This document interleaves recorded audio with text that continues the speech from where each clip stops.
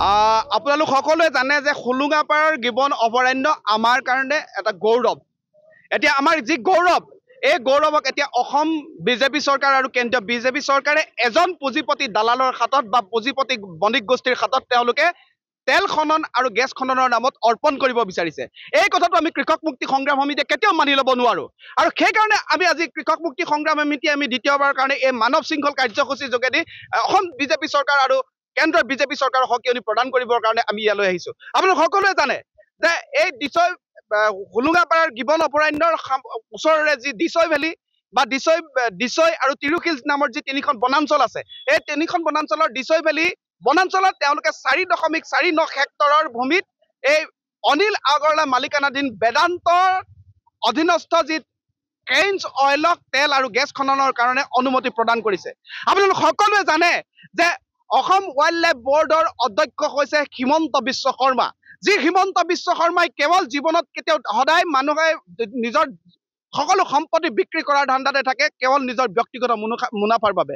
আমি এতিয়া গতিকে মৰিয়নিৰ এই গিবন হোলোঙাপাৰৰ এই গিবনৰ অভয়াৰণ্যৰ সন্মুখত আজি আমি মানৱ শৃংখল কাৰ্যসূচীৰ যোগেদি ক'বলৈ আহিছো যে আমাৰ যি গৌৰৱ, এই গৌৰৱক তোমালোকে হোলোঙাপাৰাৰ আজি আভ্যন্তৰীণভাৱে উন্নতি কৰিব লাগিছিলে। তাকে নকৰি এজন ব্যক্তিগত মানুহৰ হাতত তোমালোকে বেদান্ত কোম্পানীৰ হাতত যি তেল খননৰ নামত দিব বিচাৰিছা, এই সম্পূৰ্ণৰূপে অন্যায় আৰু এক হঠকাৰী সিদ্ধান্ত। এই হঠকাৰী সিদ্ধান্ত তোমালোকে বাতিল কৰিব লাগিব। আৰু ইয়াক যদি বাতিল নকৰা তেনেহ'লে আমি অনাগত দিনত তোমালোকৰ প্ৰতি ভয়াৱহ আন্দোলন গঢ়ি তুলিম। আপোনালোকে সকলোৱে জানে যে এই দিছৈ ভেলী বনাঞ্চললৈ হাতী এটা কৰিডৰ আছে। এই গিবনৰ পৰা ওলাই যোৱা হাতীবিলাকৰ এটা তাতে বিচৰণ ভূমি আৰু তাতে তেওঁলোকে খাদ্যৰ বাবে যায়, সদায় অহা যোৱা কৰাৰ এটা পথ। এই পথৰ মাজত যদি তেল খনন কৰিবলৈ দিয়া হয় তেনেহ'লে হাতীবিলাক কলৈ যাব? এই হাতীবিলাক পুনৰ জনাঞ্চললৈ যাব। জনাঞ্চললৈ যোৱাৰ পিছত কি হ'ব? মানুহ আৰু হাতীৰ মাজত পুনৰ সংঘাত হ'ব, মানুহৰ কৃষিভূমি নষ্ট কৰিব, মানুহৰ ঘৰ বাৰী ভাঙি সকলোকে তছনছ কৰি তুলিব। আমাৰ তাতকৈ আটাইতকৈ ডাঙৰ কথা হ'ল দক্ষিণ এছিয়াৰ ভিতৰত বন মানুহ প্ৰজাতিৰ হলৌ কাৰণে বিখ্যাত এই হৈছে গিবন। আৰু এই গিবনক এতিয়া সেই প্ৰজাতিৰ হলৌবিলাকৰ প্ৰতি ভাবুকি আহিব। ইয়াত বিভিন্ন প্ৰজাতিৰ আপোনাৰ সাপ আছে, বিভিন্ন প্ৰজাতিৰ পখিলা আছে, চৰাই আছে, বাঘ আছে। এই গোটেই জৈৱ ফুলৰ প্ৰতি ভাবুকি আহিব।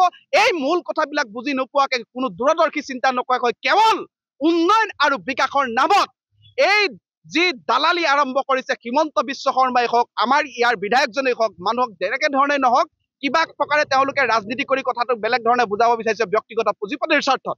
তেওঁলোকে আমাক ক'ব বিচাৰে যে তোমালোকে ৰাজনীতি কৰিছা। হয়, আমি ৰাজনীতি কৰিছো। আমি সেই ৰাজনীতি কৰিছো গিবন ৰক্ষাৰ স্বাৰ্থত। আৰু মূল কথাবিলাক বুজি পেলাইহে আমি এয়া ৰাজনীতি কৰিবলৈ আহিছো। এই মূল কথাবিলাক আমি তুলি ধৰিবৰ কাৰণে আহিছো। সেইবাবে আমি শেষ সকিয়নি প্ৰদান কৰিছো, কৃষক মুক্তি জীয়াই থকালৈকে গিবনৰ ওপৰত কাকো আঁচুৰ পেলাবলৈ দিয়া নহ'ব। প্ৰয়োজন সাপেক্ষে আমি প্ৰাণ দিম, তথাপিও গিবনক শেষ হ'বলৈ নিদিওঁ। আমাৰ গৌৰৱ আমি জীয়াই ৰাখিব লাগিব।